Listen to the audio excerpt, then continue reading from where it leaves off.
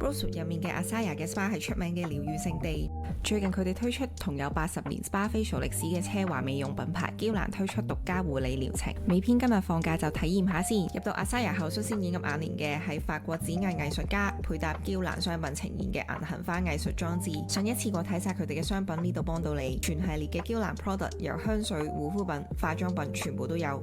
呢度除咗有身體美容 SPA 之外，仲有 hair SPA 同無邊際泳池、瑜伽課程等，換埋件浴袍就可以去做 SPA 啦。90分鐘嘅美容療程入面，用嘅都係嬌蘭嘅產品。